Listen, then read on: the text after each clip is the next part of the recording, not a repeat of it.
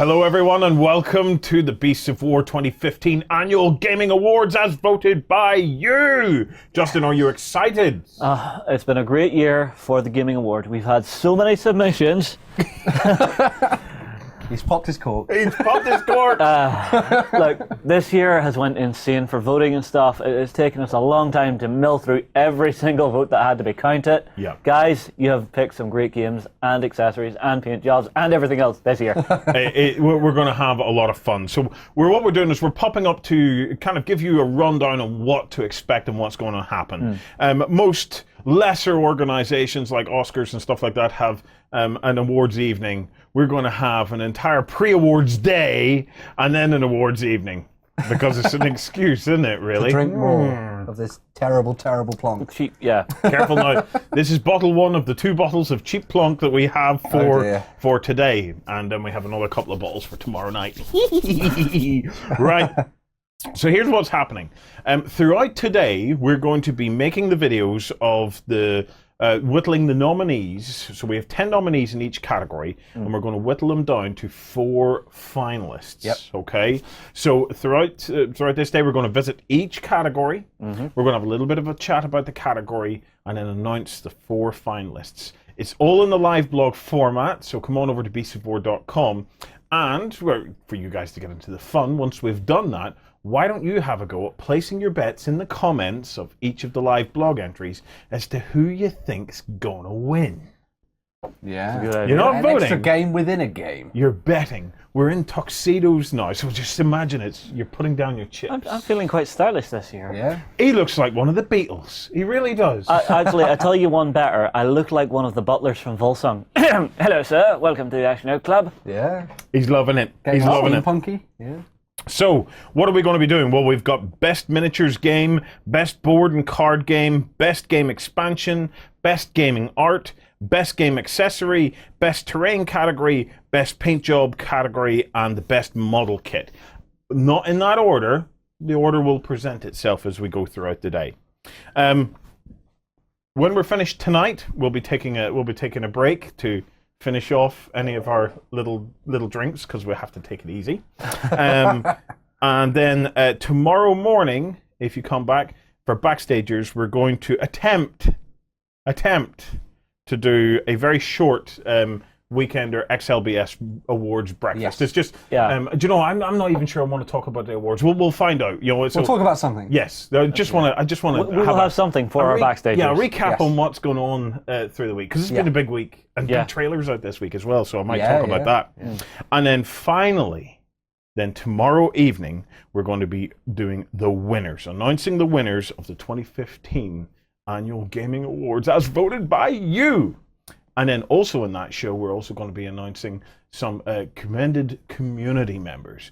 So these are community members. We did a little nominations thing where anybody in the community could nominate someone in the community that they felt was worthy of a mention. Someone, you know, that we just need to go, we're better off having you.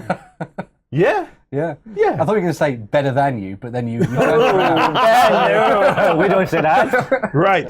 This is it. We're kicking off. It's probably going to take us about an hour or maybe between each of the categories in order to get it all put together and get it all put out. So, yeah, post below. And remember, post your bets. Post your bets. It's all very snazzy and James Bondy now. Right. Do you know what? I think it's time that we get this show on the road. We are going to get on with it. We'll be back shortly.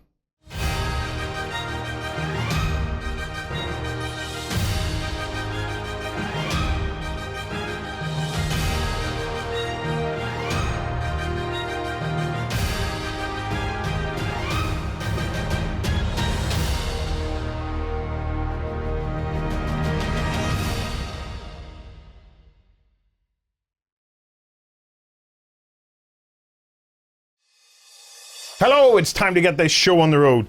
Go grab yourself a drink. Preferably a stiff one, Justin. What do you say? Always better with a stiff one. Lovely. Get yourself a drink. Sit back. We're going to have some fun today. Cheap plonk again? That's the cheapest plonk that we can get. We've been stretching the budget now to 2 bottles of cheap plonk this year. No. Right. You know the score. I've already described it to you a little bit earlier on. We're going to be working on each of the categories as this day progresses. When we're finished a category, we're putting it up for you guys to place your bets for who you think is going to be the final winner. And then on Sunday night is... It's the awards for the finalists and the winners! Right. To get things kicked off, Lloydie, what is our first category? Okay, first up, we've got Best Terrain Product of 2015. Yep. Looking forward to it. Right.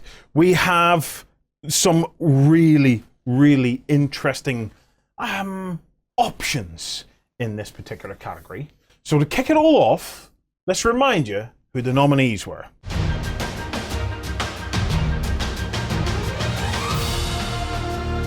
Best Terrain Product of 2015.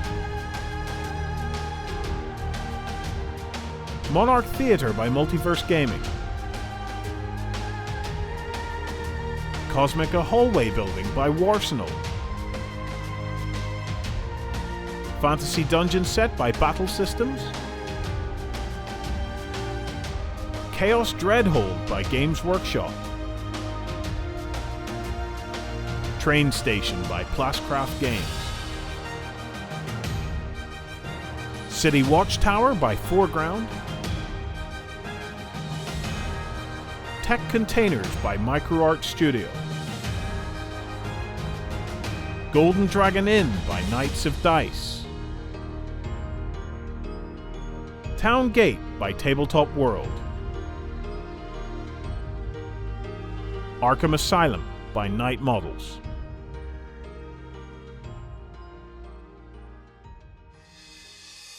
I love the smell of burning MDF in the morning. Lovely. We have another big chunk of MDF in the annual awards. And do you know what? I'm not one bit surprised. With all this whole thing of 3D printing and stuff like that, still the technology that I think is making the highest impact in the whole of terrain is got to be MDF. That whole laser cutting of the HDF stuff. And where it's going to get really interesting now is with all these fab labs popping up. What are the possibilities of us starting to do it ourselves at home? Well, it's an absolute possibility, but let's not get too carried away and think we're going to make epic things straight away. Because people could be looking at terrain that's been made and think, it's class, I'm going to make that. Mm-hmm. But it's probably quite difficult and it'll take a long time to get into it. I think people will still be buying this stuff direct for quite a while to come. I don't know. As people become more and more familiar with the technology, they're going to create more and more complicated stuff. Look at the guys at Foreground. They do some of the best laser cut stuff in the entire industry, in my opinion. But someone else is just going to start learning and creeping up on them as well. Yes, it's going to be interesting to see what they come up with. But for a homebrew person, it's going to take you a long time to get to that level. Yeah, but that's half the fun. I love it from the hobby point of view. Yeah. Do you know what? I think we should set him to work. If you're wanting to send me on a crash course to learn how to do laser cut terrain, I'll go for it. Crash being the operative word there. a crash and burn course with a laser. Why is the laser cutter on fire? It's meant to burn the wood, not itself. I don't know, Justin. I think we'd be reluctant to leave you on your own with the Hoover. Never mind send you in to work with a laser cutter. The other big thing that happened that we're starting to see now this year is the pre-colored terrains. Yes. Okay, now that might be pre-colored the way Foreground do it, where you've got pre-colored bits where they're all pre-painted. But we're also seeing, for example, from the likes of Plascraft now, actual digital print. On materials that are then cut out. You know what? That's got to be a massive time saver because building terrain's fun, but for many of us, painting terrain can be it can be quite a challenge. Mm-hmm. Well, I mean, I like the material that Plascraft are using because they get some really nice, interesting shapes and curves that you don't generally see in the MDF stuff. I can still struggle with the white edges and things because the thing looks so well colored, and then all of a sudden it jars me. This edge that isn't colored, and I find that a little bit jarring. But they have been doing some really good work. Yeah. I mean, I don't know. You do some weathering along those edges, you are going to start to get it colored in really well. If you're on something like recently, they did a church. Yes. Along those white edges, what I would start to do is actually put some greenery growing up and around it, some ivy and stuff. Yeah. And that'll just blend it in really nicely. Mm-hmm. But are we looking at a new kind of starting point, and a new bottom layer that we kick our terrain off from. Because Lloyd, you may as well admit you are addicted to collecting and hoarding trash. I do tend to hoard even toilet rolls with this aspiration that one day I'll rip the toilet rolls up into little bits and stick it together and make some sort of hut thing out of it. And it just gets out of hand. See, I don't know. I'm no longer just calling it trash. I'm calling it hobby garbage. So it's still crap, but I can see the use of it now. I'm not just thinking, why is he gathering all this crap? I can see there is use for some of it. For some of it, there's use for all of it if you have the time. You see, I'm kind of ambivalent here, because we are at this stage where these most beautiful pieces of terrain, right, that you can now buy off the shelf, build, and you can get them at different levels. So you can get stuff that has no color on it at all. You build it, and then you can spend your time painting and weathering it. Or you can get stuff like the foreground stuff or the stuff from battle systems. You basically have nothing to do to it. You can just put it together, and your job's done. But as with Team Yankee Boot Camp, it was fun turning baby formula cans into silos and turning energy drinks into grain I'm still silos. scarred from that. Don't. Yeah, well, you do have that moment of looking at it and going, I made that from start to finish. I imagined that. I did all the painting on that. Yeah. I created all the materials. It was my baby. It wasn't like I bought it in and just put it together. Yeah.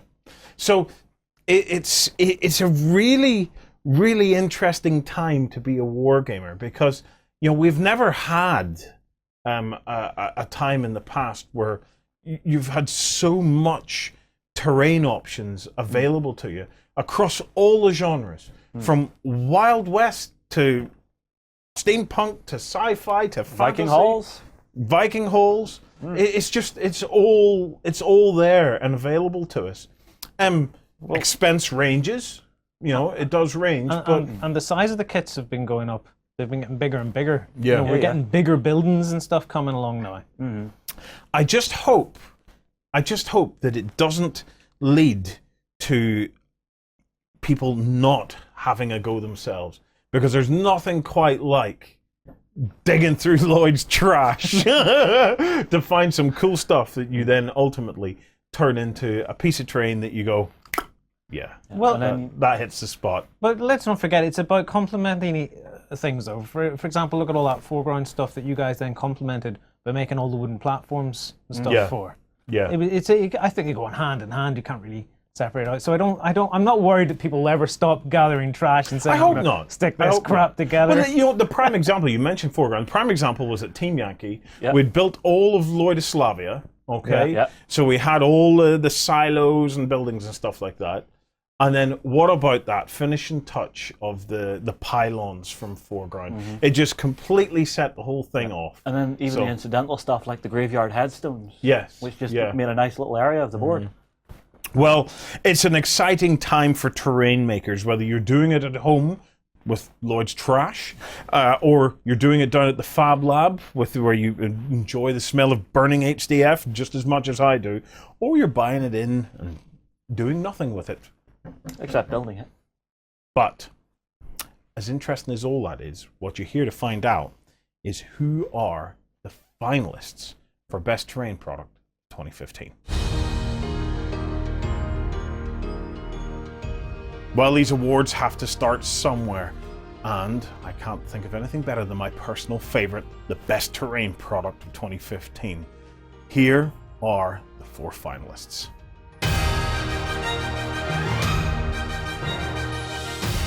Town Gate by Tabletop World. Fantasy Dungeon Set by Battle Systems. City Watchtower by Foreground. Arkham Asylum by Night Models. So there you have it. Card, wood, and handmade resin built brick by brick. Who will be the winner? Well, if you want to find out, remember to join us tomorrow night for the finals, where we will see which one is going to be crowned King of Terrain Making for 2015.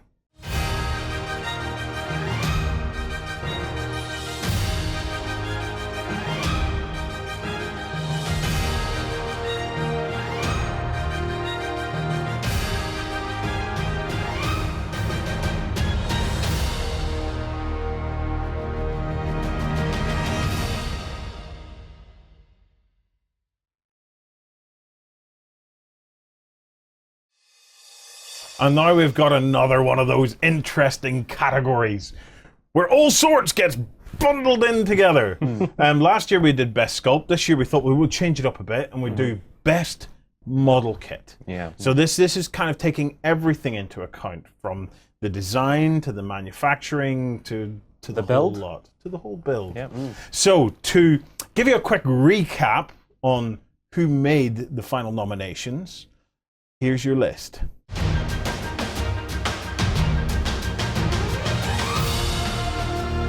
Best Model Kit 2015. Archeron the Ever Chosen from Age of Sigmar by Games Workshop. Nero and Septimus from Arena Rex by Arena Rex. The Crossroads 7 from Malifaux by Weird Games.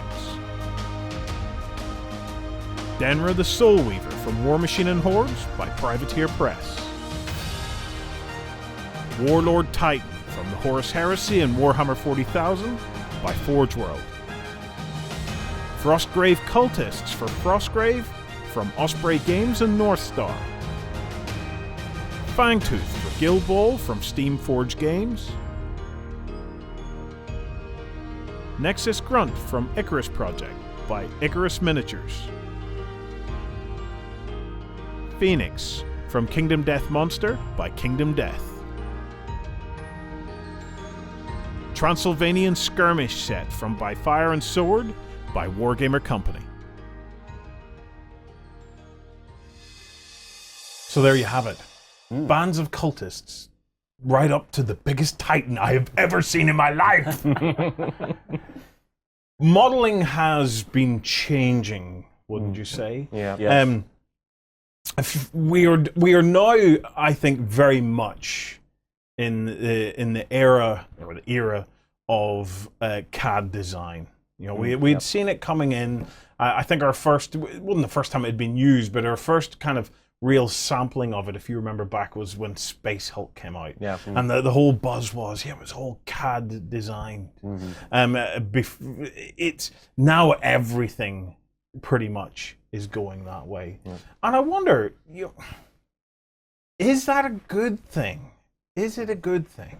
I think it has its place. For me, CAD design should be used for machinery.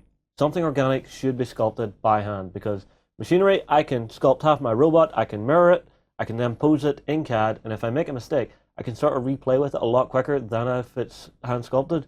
But I think for organics, it really needs to be hand sculpted to really get into it. What do you think, John?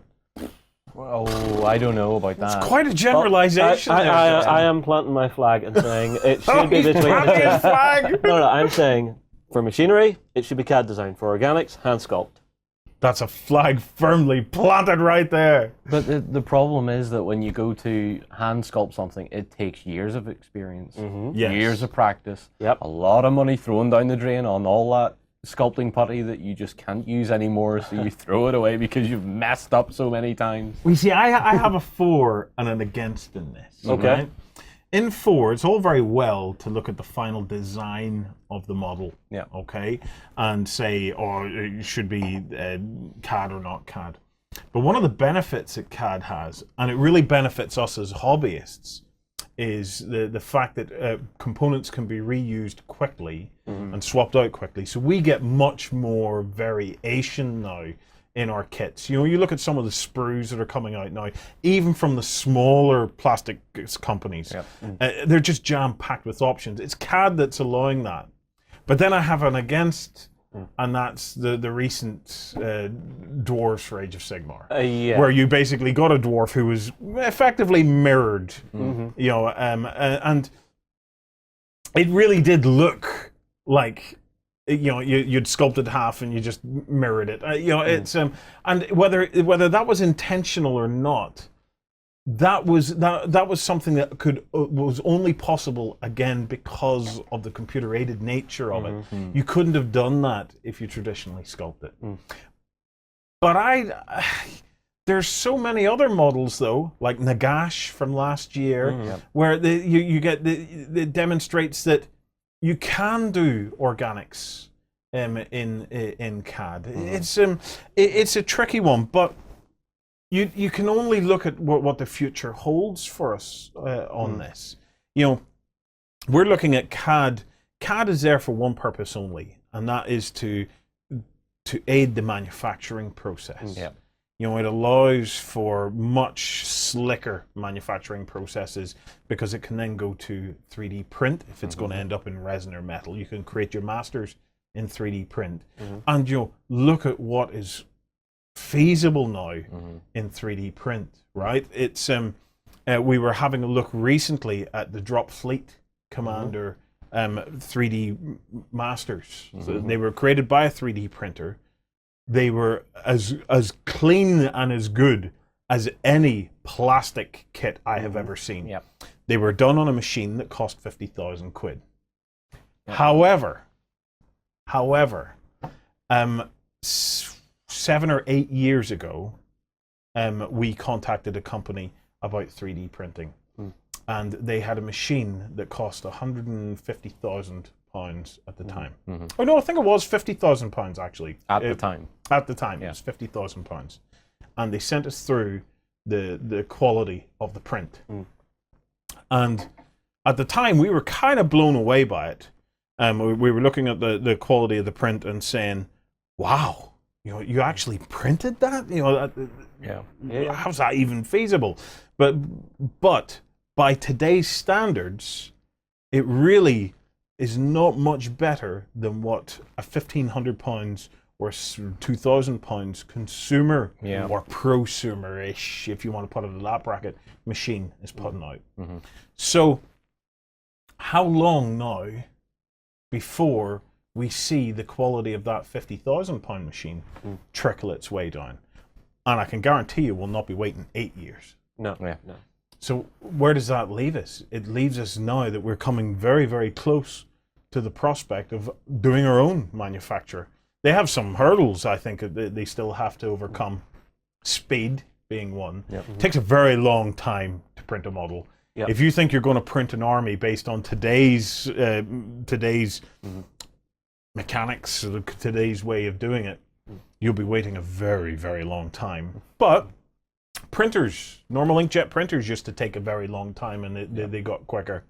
The other thing about it is, for these really good models, they're using technologies that probably may not be best suited to the house. Right. No, You know, like the resin bath laser idea. It's there's kind of two kind of streams, which I find interesting. There's ones that basically feed plastic through and melt the plastic, and then layer the plastic down with a nib. And it basically is very much like a printer where it's gradually moving around and building up the model as it goes. That creates fairly harsh stepping. So that's where your models are not nice and smooth, and you can kind of see the layers and the stepping in it. But the other technology uses kind of like either a kind of a laser, or in some cases a digital light projection. They're like a DLP kind of thing, which is, you used to see them in the old TVs. Right. They used to use this to project the image onto the TVs. It's a very, very similar technology, and what it does is it projects a layer at a time. So whereas the little plastic needle guy, if you can only really print, say, one model at a time, okay? But when you're doing an entire layer at a time, you could stack up 50 models. Into your footprint. Into your footprint. Yeah. And print them all at the same speed as you could do one. Because you're just projecting a layer of laser or a layer of light through the resin.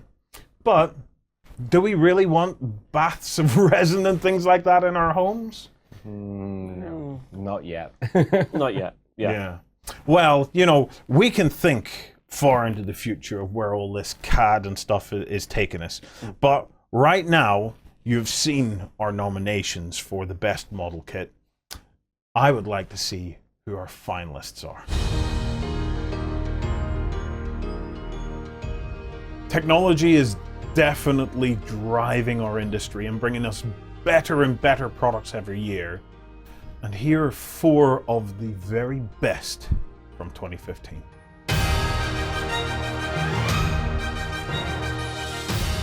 Frostgrave Cultists for Frostgrave, from Osprey Games and North Star. Archeron, the Ever-Chosen from Age of Sigmar by Games Workshop. Phoenix from Kingdom Death Monster by Kingdom Death.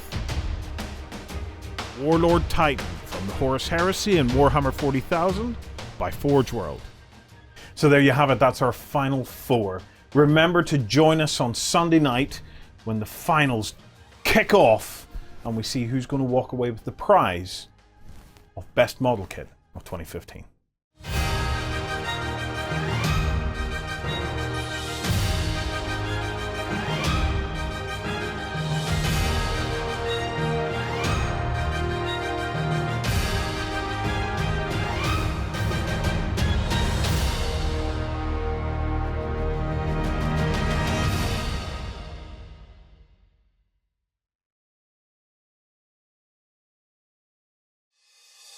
Welcome back, everybody. Of course, we are continuing the 2015 Annual Gaming Awards. We hope that you're continuing to place your bets on all of the finalists that we're announcing. Yeah, it'll be interesting to see how many of you actually get it right. Ben, what category are we on to now? Okay, so we're going to be looking at the best miniatures game of 2015 this time around. Right, well, look, before we get into that, Justin, what do we remind these folks about?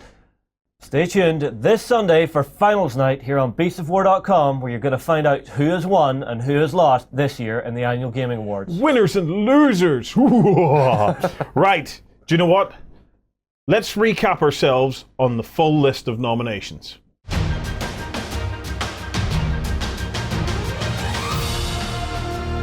Best Miniatures Game of 2015. Warhammer Age of Sigmar by Games Workshop. Beyond the Gates of Antares by Warlord Games. Guild Ball by Steamforged Games. Frostgrave by Osprey Games. Kings of War 2nd Edition by Mantic Games. The Batman Miniatures Game by Knight Models. Arena Rex by Red Republic Games. This Is Not a Test by World's End Publishing. Halo Fleet Battles by Spartan Games. Star Wars Armada by Fantasy Flight Games.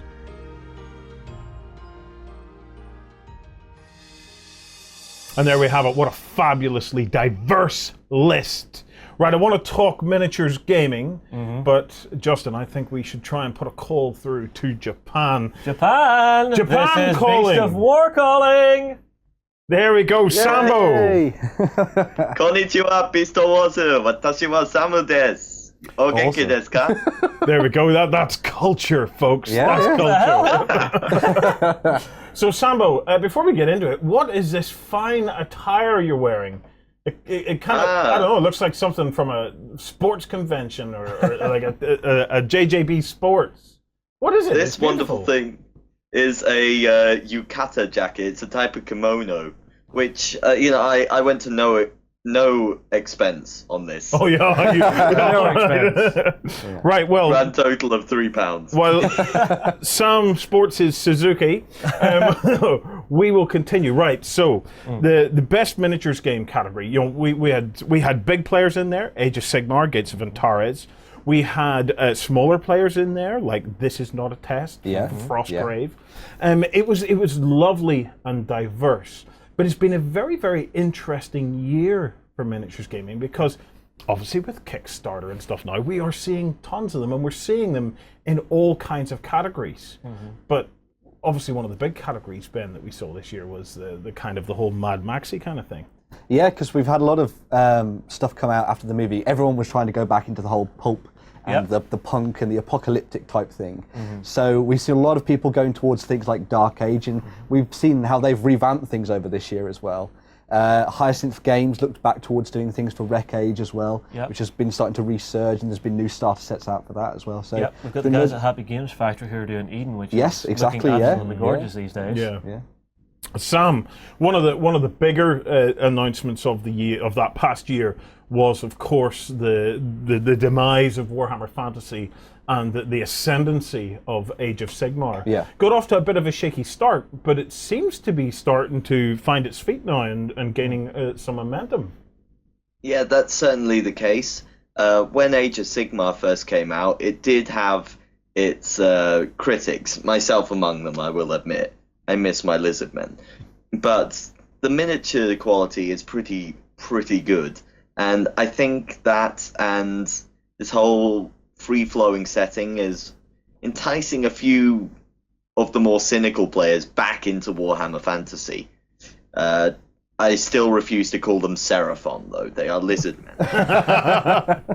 Well, one of the things that we saw this year was more of a focus on skirmish games, right? Yeah. And I wonder now if this is the direction we're headed. Are we at the position where people maybe just can't take on board too many of the big AAA titles that require vast armies and things like that? Is it now the only realistic option for a newcomer to the market to just come in with a skirmish game? I think honestly it takes time for a game to grow into a mass battle game. And if you try and overload people too quickly, they're not really going to get to that depth of the game in a hurry. Look at War Machine. When it first started, very light skirmish game. These days you're playing 75-point games, not a problem. Yeah. Yeah.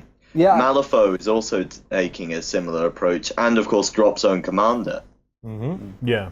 I mean, one of the things for me that sort of shone is how well that Frostgrave has been picked up by the community and things like that. I mean, it starts to show that people really like that old school setting of sort of war bands coming together and fighting through narrative campaigns and stuff like that. And I think it adds to the fact that people like just getting their hands on a handful of miniatures and painting up very characterful pieces and things and going with it from that sort of point of view and things. So, Well, that's an interesting point because during the course of that year as well, we started to see a bit of a resurgence in some of the more kind of old school feeling type games. Yeah. Certainly with the likes of Dungeon Saga and things like that. Obviously not part of this category, but old school certainly is not dying by any stretch of the imagination. Yeah.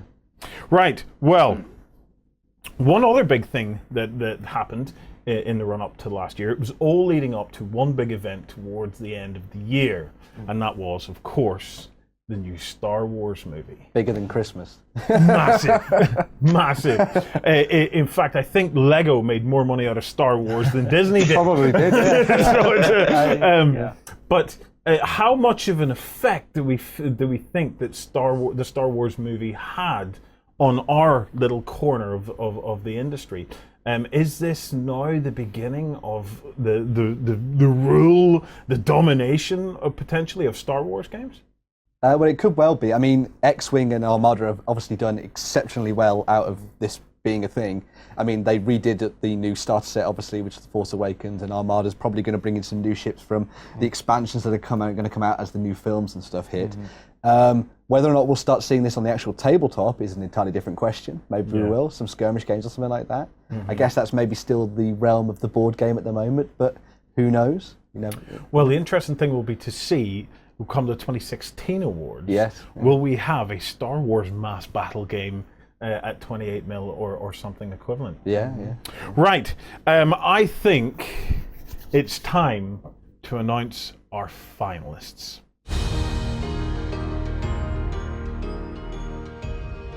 Best miniatures game. A huge category for us here at BC4. This is everything that we love. So now it's time to find out who are the finalists.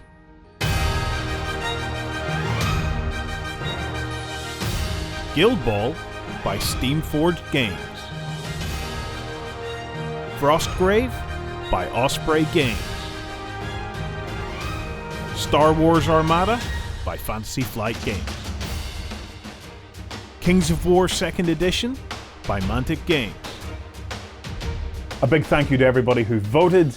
A huge congratulations to all of the nominations for Best Miniatures Game, but of course a massive, massive congratulations to our 4 finalists.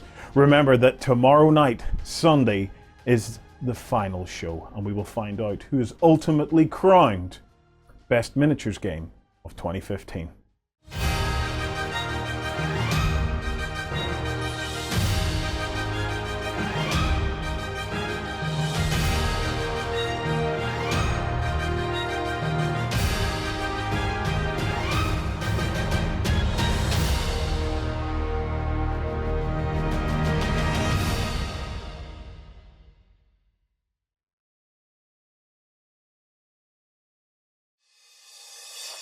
Welcome back again. This is Best Board or Card Game. That's the one. Right, remember, as always, tomorrow night is finals night. I don't know how many times I need to remind you, but I'm going to keep doing it. This is a very, very exciting category, actually. But before we get stuck into a chat, let's remind you who the full list of nominees were.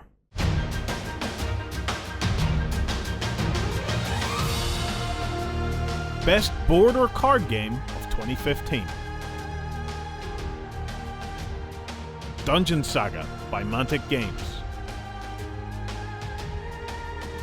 The Horus Heresy Betrayal at Calth by Games Workshop. Kingdom Death Monster by Kingdom Death. Pandemic Legacy by Z-Man Games. Blood Rage by Cool Mini or Not, Studio McVeigh and Guillotine Games. Forbidden Stars by Fantasy Flight Games. Exploding Kittens by Elan Lee and Sean Small. A Game of Thrones The Card Game 2nd Edition by Fantasy Flight Games. Alien vs. Predator by Prodos Games. Rum and Bones by Cool Mini or Not and Edge Entertainment. A category full of big hitters. Yeah. We've got to talk board games, so that means we have to get Sam in Japan. So, Sambo, Hey. the board game scene, what's it like over in Japan? Well, tabletop gaming in Japan isn't quite as big as it is in the West. Hobbyists more go towards building Gundam kits. But in all the stores where you can buy these kits, there's always a section devoted to board games, and there are dedicated board game retailers. It's definitely a bigger scene than traditional miniatures tabletop gaming is. To be fair, that's pretty much the same worldwide. The board game industry is bigger than the miniatures gaming industry. And obviously now, again, we keep going back to Kickstarter, but it's just completely changed everything. Yeah. The number of board games that we're seeing coming out now. And we have finally hit the stage where I think we genuinely have board game collectors. It's pretty much the case, yeah. I have heard it said in the industry, right, that some of the companies that are manufacturing board games are saying they love it. And the reason they love it is that it's so much easier to support than a miniatures game, a miniatures war game or a skirmish game. Miniatures war game, you create the game, and then you have to support it with regular releases and things like that. A board game, you put it out, people buy it, and they put it on their shelf. You know what I'm saying? Because they just love collecting it. A board game is a far easier sell because it's a complete unit. One buy, I have everything. It's so self-contained. You're not worried about, okay, I have 10 different things I need to consider buying this month. Yeah. That's not even considering the possibility for later expansions for it. Yeah. I mean, I think one of the other big things with board games and card games is the fact that they've been pushing towards a lot of more board and card game cafes opening. So there's a lot more exposure for games. You get to see them very often. War games are still very much the sort of area of wargaming clubs and specific stores and things like that. But you get to see a lot more board and card games out there nowadays. There's something about the board game itself, though. The fact that it's a self-contained package. It's more often than not a beautiful product. Some board games do take up a lot of space, but very few board games take up more space than a 4x4 skirmish table or a 6x4 table that you're playing a mass battle game. Yep, and the other thing is, for a lot of them, we're actually moving closer and closer to having wargaming quality sculpts with 3D printing and stuff coming in. It's a lot easier to have those gaming pieces suddenly become a really characterful miniature. Well, it's definitely the case with something like Blood Rage, which was done through Studio McVeigh and things like that, and we see some amazing sculpts coming out of that. It's fantastic, yeah. We've actually got more traditional miniature game companies moving back towards board games as well. Look at Games Workshop with all their different Warhammer 40k tie-in board games lately. Yeah. And with all the technology now that is becoming more available to the manufacturers of board games, we're seeing maybe not new materials, but new methods of manufacturing with those materials. So the details, as you guys have said, on miniatures and stuff, are becoming more and more perfected, you might say. Yeah. But even with all that aside, you look at games like kind of travel games, and games that are compact and easy to move around, like Exploding Kittens and things like that. Yeah. There's been no shortage of those coming. No, through either. loads and loads of those. I think a lot of it started from like people going back to the idea of why was Love Letter so successful, and that's because it was very easy to teach. Put it down on the table, play it in a pub, play it on the train, play it anywhere. That kind of game is really starting to resurge now, I think. We'll see a lot more of that in 2016, 2017 going ahead. Yeah, Definitely. With board games now crossing so many genres, is it a case now where any of us can resist the draw of the board game? We all love our war games. We love our skirmish games. There's no doubt about that. We will never stop. But I've got to tell you, in 2015, the temptations that I had on board games from all sorts of genres was absolutely immense. Yeah. Right, speaking of immense, I think it's time we find out who the 4 finalists are. The voting in this category was absolutely epic. In fact, one nominee missed out on the final 4 by 0.01%. Well, they didn't make it, but these are the 4 who did.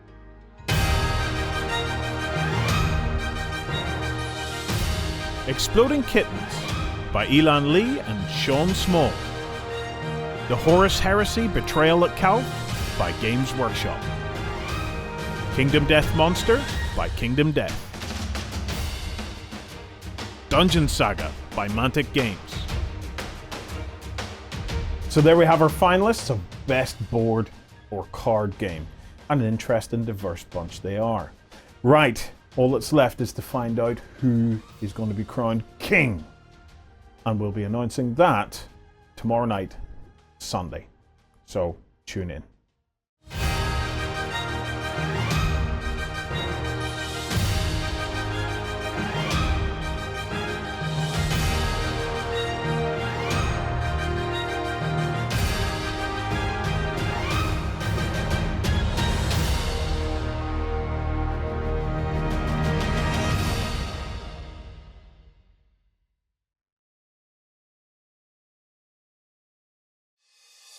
So are you still with us?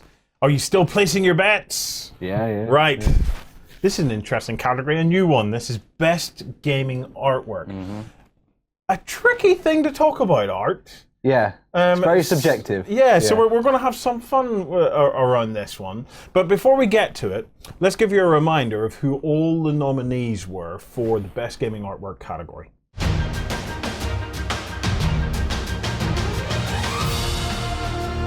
Best Gaming Artwork of 2015. Frostgrave by Osprey Games. Beyond the Gates of Antares by Warlord Games. Guild Ball by Steamforged Games. Kingdom Death Monster by Kingdom Death. Warhammer Age of Sigmar by Games Workshop. Malifaux Shifting Loyalties by Weird Games. Blood Rage by Cool Mini or Not, Studio McVeigh, and Guillotine Games. By Fire and Sword Deluge Northern War 1655 to 1660 by Wargamer Company. Infinity US Ariadna by Corvus Belli. The Gunslinger by Icarus Miniatures.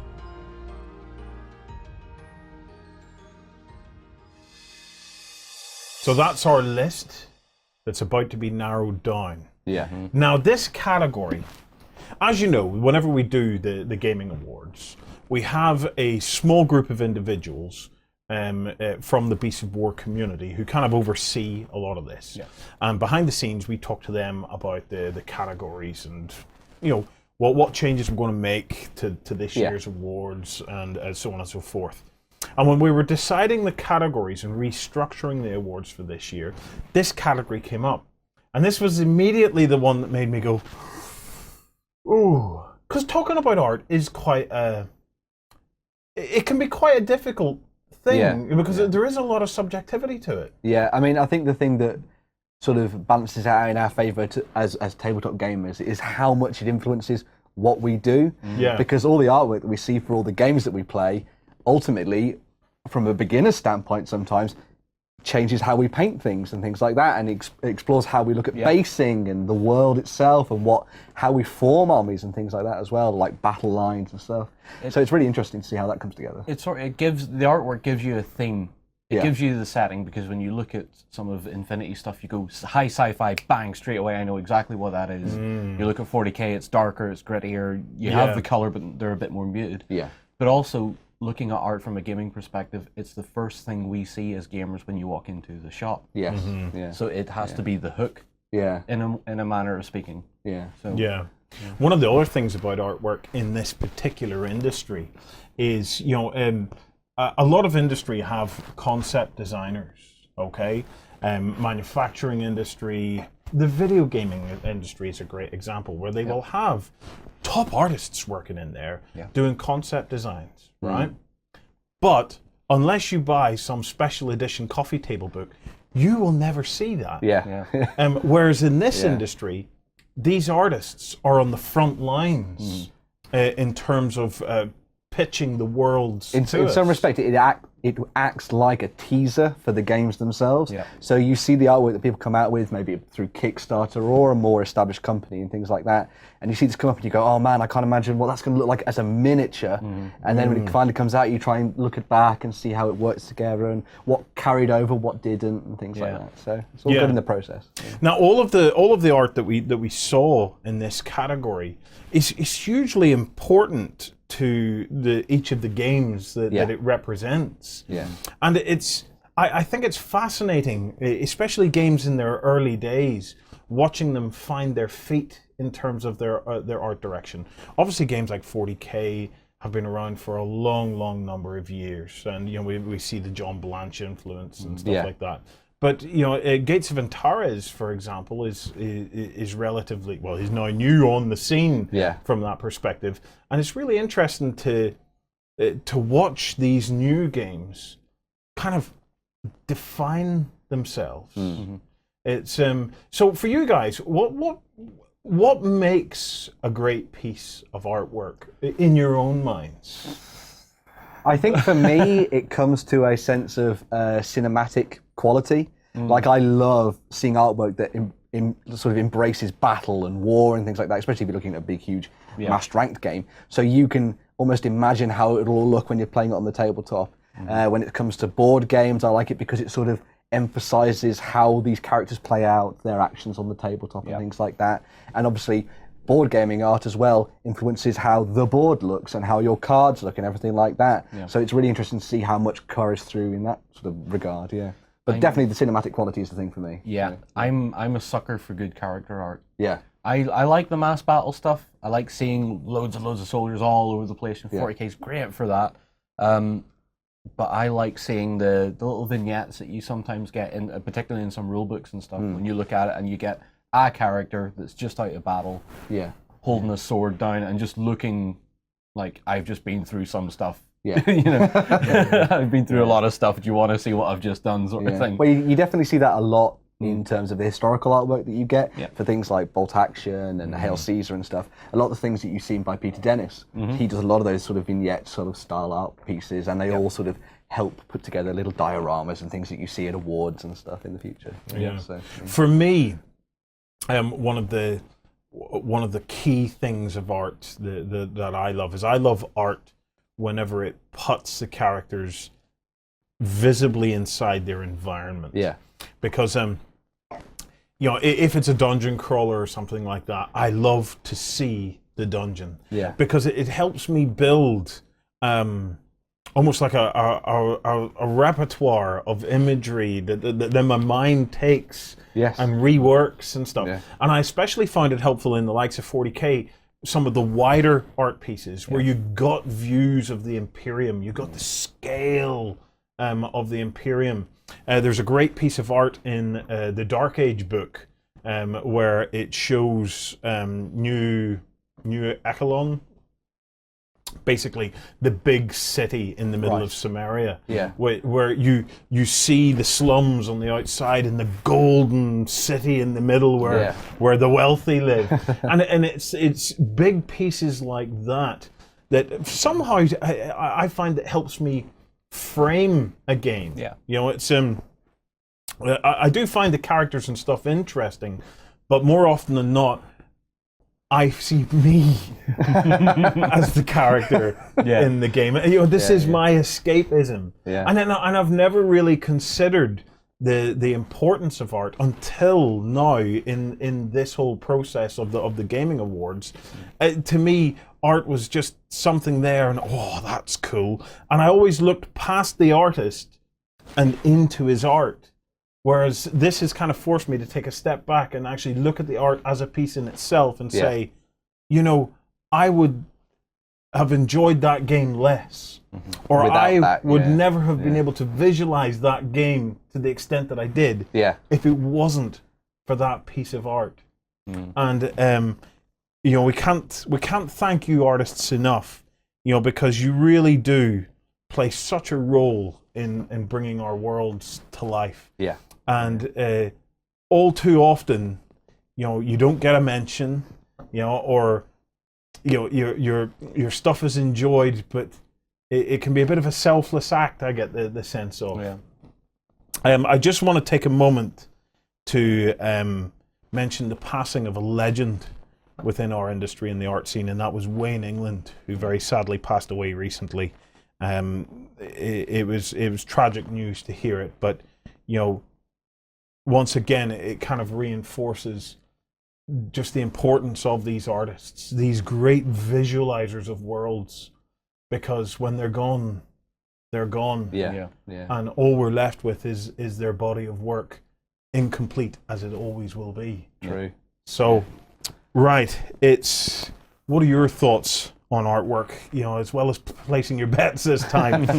Put them in the comments below. Right, I'm going to say my phrase that I loved to say last year, and I've been told not to say it, but I'm going to say it without further ado. Oh, no. I believe it's now time to whittle down that list of nominations and find out who our 4 finalists are.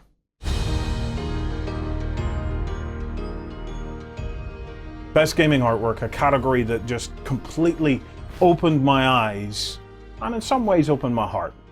So let's find out which 4 pieces of art touched your hearts this year. Here's our 4 finalists. Warhammer Age of Sigmar by Games Workshop. Frostgrave by Osprey Games.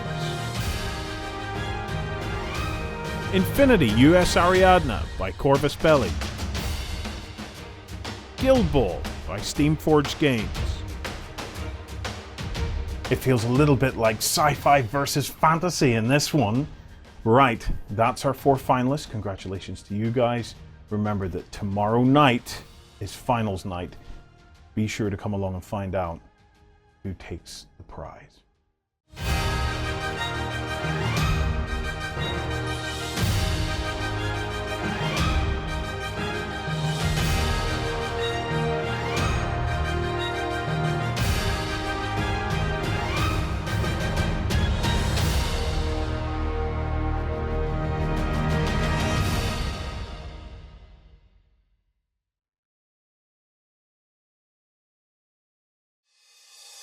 And we're back once again and continuing to work our way through this cheap plonk. Slowly but surely. Cheers, everybody. Hey. Well, here's to another year in gaming. Yeah, definitely. So, next category Ben, what are we up with? We are going to be looking at the best game expansion of 2015. We didn't run this category last year, actually. You will have noticed that a lot of the categories changed. But this one in particular holds a lot of interest for me. And we'll be back to tell you why just as soon as we've shown you who the full list of nominations were.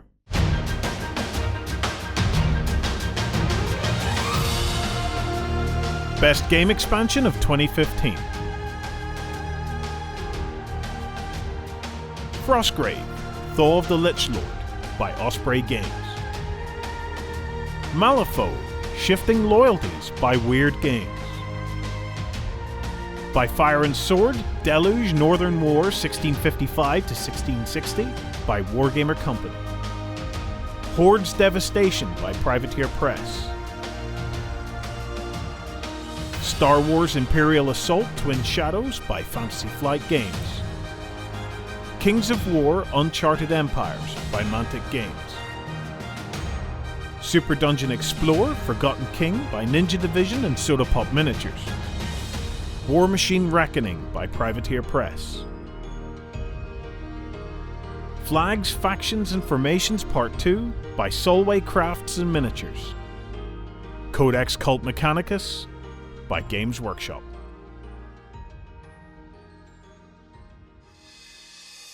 Now there's an interesting category because we're getting a mix of board games and war games all in there. Expansions are hugely important. There's Sam sucking on sake. Sam, I thought I'd join in on the cheap plonk. There we go. Sam, it's hard to overstate just how important expansions are now because it is the one opportunity for a company to really flesh out their IP.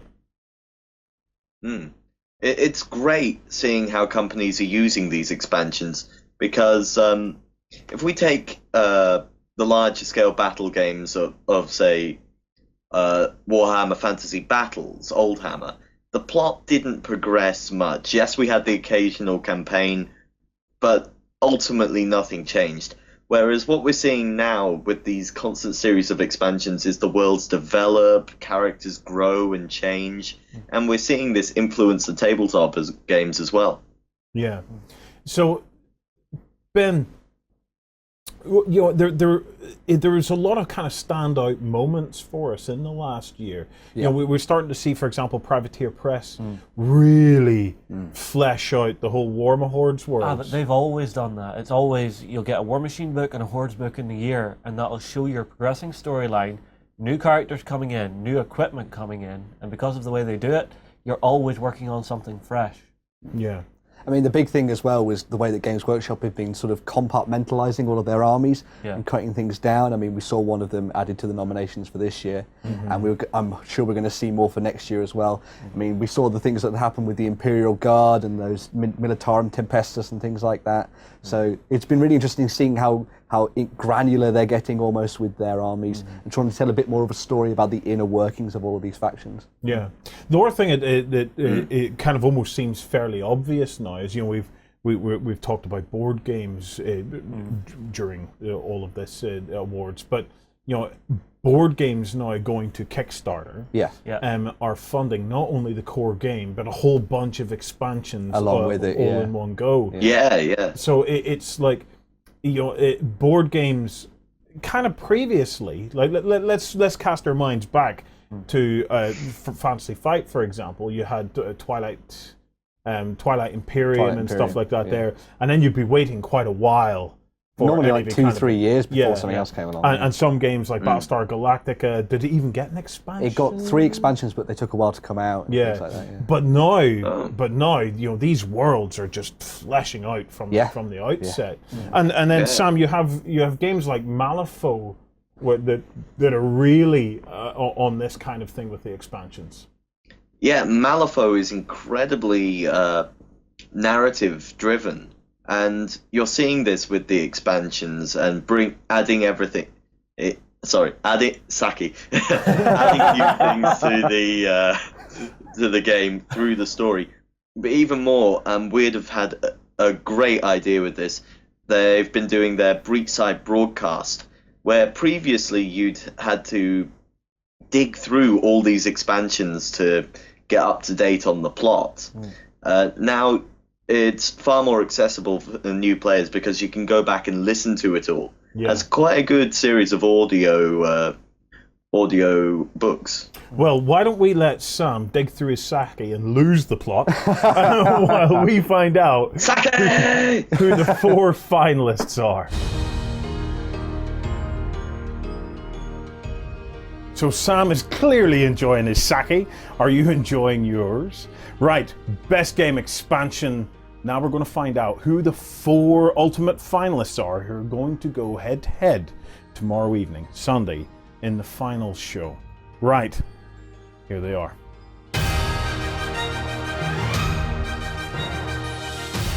Malifaux, Shifting Loyalties by Weird Games. Frostgrave, Thaw of the Lich Lord by Osprey Games. Codex Cult Mechanicus by Games Workshop. Star Wars Imperial Assault Twin Shadows by Fantasy Flight Games. Pulp, Grimdark, Fantasy, Sci-Fi, all finalists in the best expansion category. Now we've got to find out who's going to win it all. Join us tomorrow night, and we'll tell you.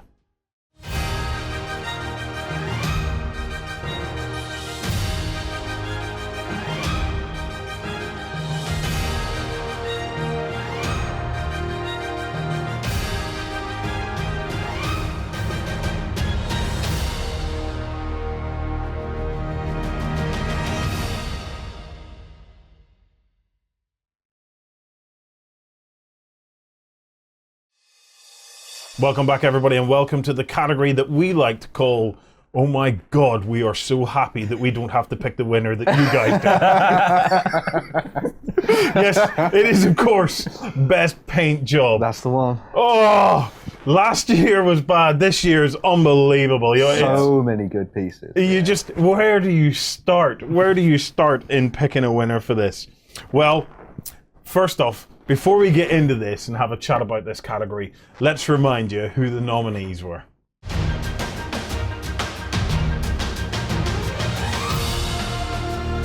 Best Paint Job of 2015.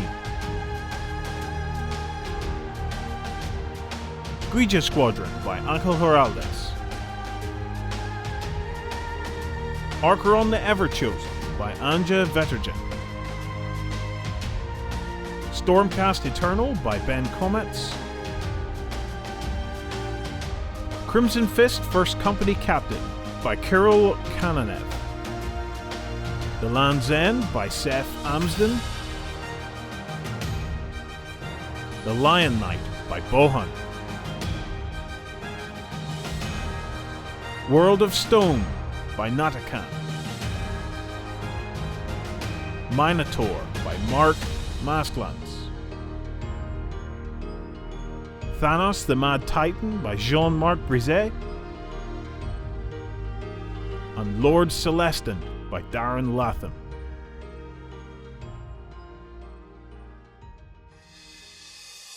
Six years ago, I was looking through an issue of White Dwarf, Yeah. and I was looking at one of the heavy metal team's paint jobs. Yep. And I said, that paint job will never be bettered. And now, what do we see Every here? year since. I remember last year looking at the winner's paint job Yeah. and thinking, I don't think that paint job will ever be bettered. It's just, Everything has exploded. it's just Yeah. painting. Painting itself, though, is exploding. Yeah. You know, this 2015 for us was very much the year of the airbrush. Yeah. Yeah. So what, you know, like John, the airbrush really does. It changes everything from a painter's perspective. Absolutely. I mean, you go from like when you're back painting when you were 12, 13, you were using the cheapest brush in the world, and Yeah. you were happy with what you did. But when someone came along and said, "Well, I can see brush marks, I can see paint streaking, bad paint thinning, everything," and then you get to an airbrush, that doesn't matter so much because you don't get those lines if you do it right, or if you've had a little bit of practice. But the finishes are so smooth, it opens up a whole other world of shading and highlighting. and you can even do your weathering through airbrush. So an airbrush is definitely one of those tools that has so many different tasks to it that you just have to explore and try out, really. Yeah. I think one of the other things as well with airbrushing is that we've seen a lot of more people focusing down on sort of doing very fine detail work with airbrushing that you sometimes never saw before. And I think people are starting to really get the expertise behind airbrushing and stuff together, and we've seen it in some of the entries that we saw this year. So. Yeah, as a tool, the airbrush is an incredible thing. And if I could kind of get one thing across to you guys, and all of the airbrushing stuff we do, I would just love to take away the fear of the airbrush. Yeah. I think because it's something that you plug in, it's something that makes noise, it's something that is a fairly unnatural looking device. It looks complicated, and it looks more complicated than it is. But I've got a little interesting fact for you. I was talking with one of the world's leading airbrushers, a guy called Mr. X. He doesn't work within the miniatures field. He's a car body guy. Yeah. So like these guys, when it comes to airbrushing in their own field, are like unbelievable. But I was explaining to him that one of my I'm a bit nervous. I'm quite afraid of the airbrush. He said, why? He said, the airbrushes are older than paintbrushes. He said they've been around longer than paintbrushes. In fact, they've been around thousands of years longer than paintbrushes. I went, what? He says, Stone Age man, hand on the wall, And they're blowing the paint. blowing pigment through. Yeah. And I thought, yeah, you're absolutely right. It has absolutely nothing to do with today's modern airbrushes, but it took well, for whatever reason, it took the fear away. And I thought to myself, yeah, he's absolutely right. I'm looking at it and I'm feeling all, but the reality is that as simple as a tool as that blowpipe was, this is just the same thing. It's just playing with it and practicing with it. And I've used some very, very cheap airbrushes that I just use for putting down base coats, and I've used some of the more expensive airbrushes. And we've been looking at stuff in between. Yeah. I think if I could just get one thing across to you, an airbrush will change your hobby life. Go out, get yourself one of those kits off eBay for 50, 60, 70 quid or whatever it is, with a little compressor with a tank and a little airbrush, and just use it to put down smooth base coats to begin with. Use it to put down little bits of shading or little bits of zenith highlighting, which, believe me, could be as simple as holding your Mini and just giving it a white dusting from an angle. Yep. But it can all make a difference. Yeah. But what we're going to see with an airbrush is what excites me about this category. Because when I was with Mr. X, he showed me a panel, these metal panels that he was airbrushing on. And he showed me this panel that had a black and white photograph of a woman, a blonde. And I looked at it and I thought, right, what are you going to do with that? It wasn't a photograph. Really? Wow. It had been airbrushed. And I said, but it looks just like a photograph. And he said, yeah, and think about it. Whenever you're talking about the modeling industry and stuff, what do they do to the photographs? And I said, oh, they airbrush them. He says, where do you think the that term came from? And I went, so There you all go. those old war pictures where Stalin or whatever airbrushed people out of history, it actually was done using an airbrush. And it's a classic example of us becoming so used to a term that the term then becomes meaningless to us.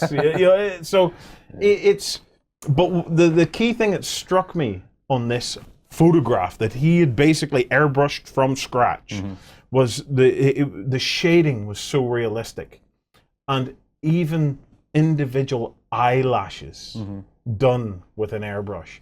And that was what convinced me that I am not going to stop at being surprised every year from where we go. My sense of shock 5 years ago compared to 6 years ago when I saw the leap up, and it's continued. It's not going to stop, is it? You painters are just going to keep surprising us. Yeah. So,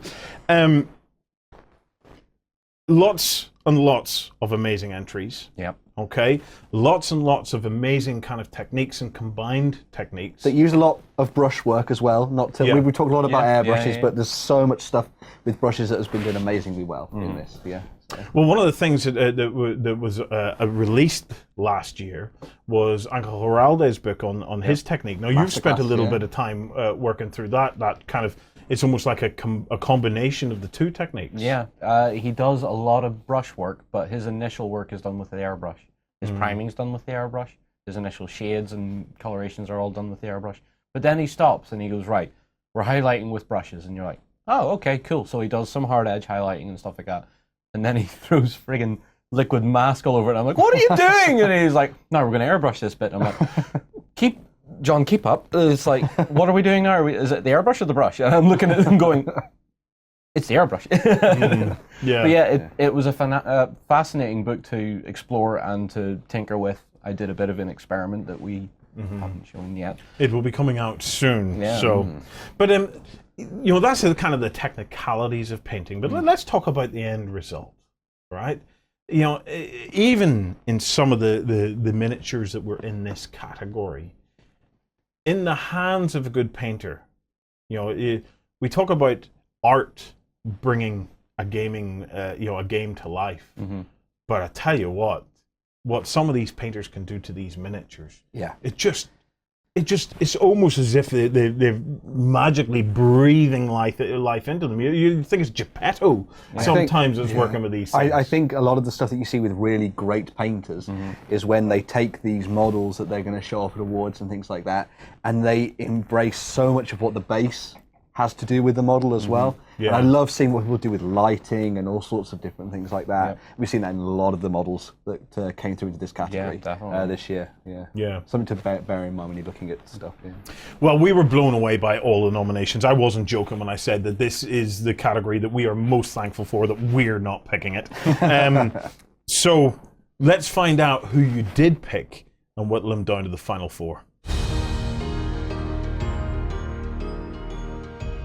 So 10 entered the arena of Best Paint Job, but only 4 can make it through to the final phase. These are your finalists.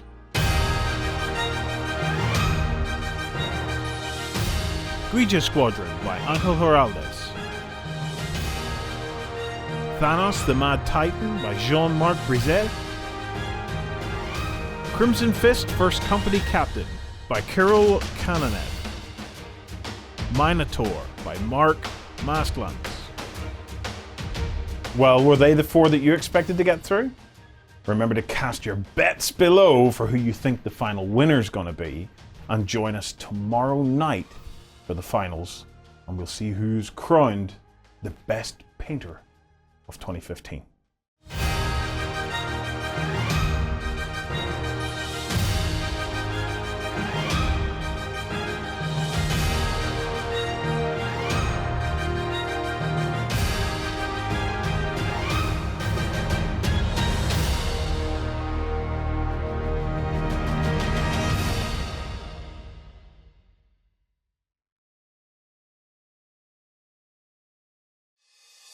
So this is it. The final episode of today. We're running out of drink. So it's time to call this whatever we're going to call this, and then we're going to get more drink. I hear a note of desperation in your voice right now. We need more drink. Remember that if you come and join backstage, now you can join us in the morning. Whatever we have, we're going to have an awards breakfast in the morning, and It's supposed to be an awards breakfast, not a hangover breakfast. a hangover breakfast in the It's morning. breakfast, that's good enough for me. Come and join us on XLBS in the morning, and we'll be sitting Did you get that? In the morning. in the morning, right? Sunday morning. And then on Sunday night, Right. we've got finals night where we're going to be announcing the winners, but we will have more drink because we need it. We're all out. Right. Which one is this again? Okay. Best gaming accessory. Yeah. Yeah. Right. So, Wow.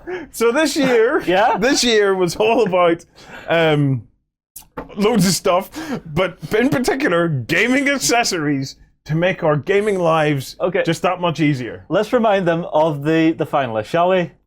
Yes. Here's no. These are the nominees. Oh, nominees. Sorry. Yeah. Same difference. Here they are.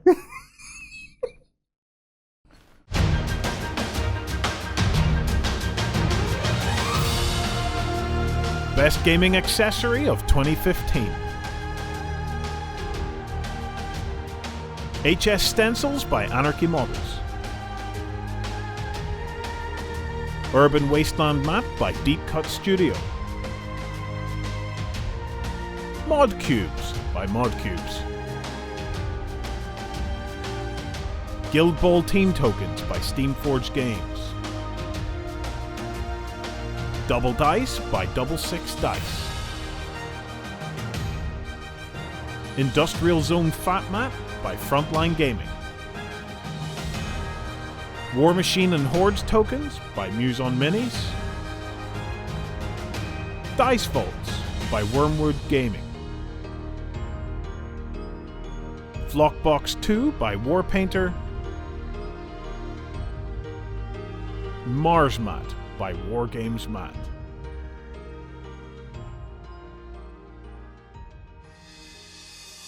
And there you have it, the best mat awards. There was a lot of mats in there. I can live with that. But you know why this is? Well, no, tell me why you can live with it first. All right.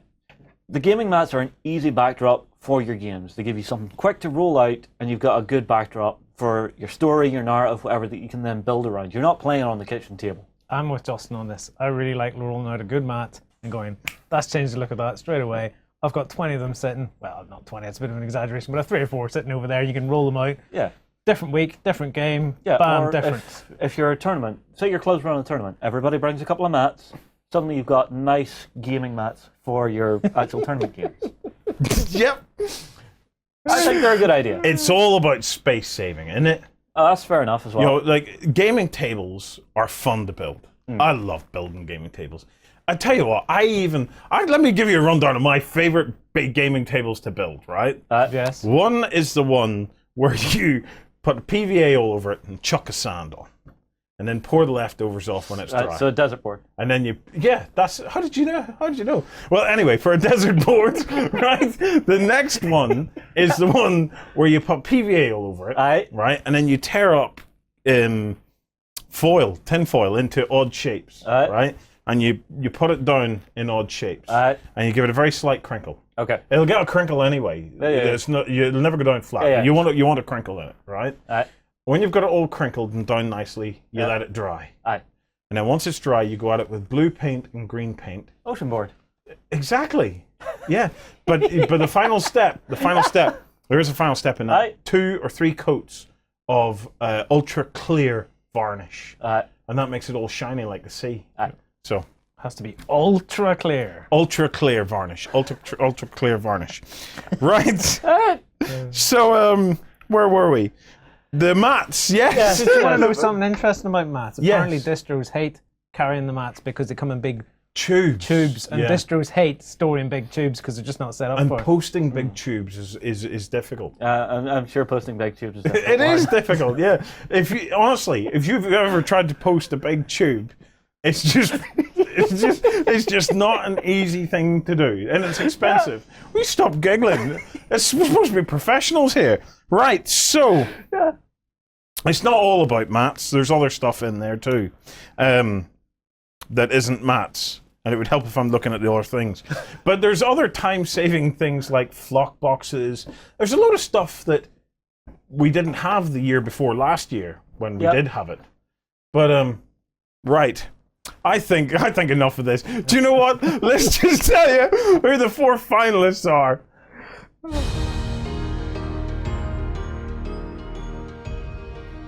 So tokens, dice, mats, and dice, it's all in there. But what we want to know is which of the 4 of the 10 are going to win. Which of the 1 of the 4 of the 10 is going to win. So here are your 4 finalists.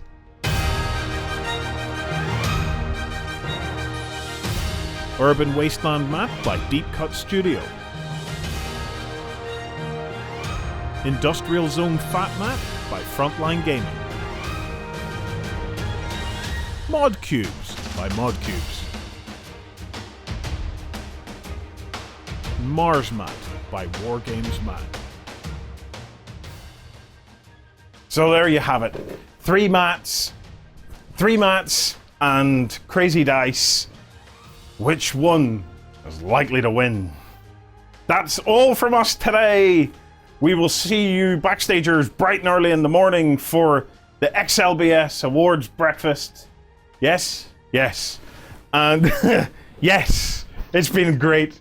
We've enjoyed it, and we will see you tomorrow. Oh, and tomorrow night we've got the finals where we're going to be showing off the winners.